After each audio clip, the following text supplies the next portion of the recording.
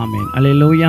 கர்த்தருடைய வார்த்தை சொல்லுகிறது, கர்த்தரின் மகிமை, சத்தமா சொல்லுங்க, வெளிரங்கமாகும், மாம்சமான யாவும் அது ஏகமாய் காணும். எத்தனை பேர் ஆமென் சொல்லுகிறீங்க? அல்லேலூயா. மாம்சமான யாவும் அது ஏகமாய் காணும். அல்லேலூயா. கர்த்தருடைய மகிமைன்னு ஒன்று இருந்துச்சுன்னா அது என்ன ஆகணும்? சத்தமா சொல்லுங்க, என்ன ஆகணுங்க? வெளிரங்கமாக வேண்டும். வெளிரங்கமாகிறத யார் காணணுங்க?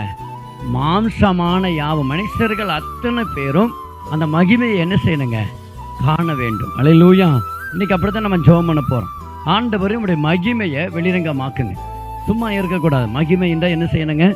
வெளிரங்கமாக வேண்டும். நமக்குள்ள ஒரு அபிஷேகம் இருக்குன்னா அந்த அபிஷேகத்தை கர்த்தர் என்ன ஆகணும்? வெளிரங்கமாக்கி காட்டணும். அல்லேலூயா.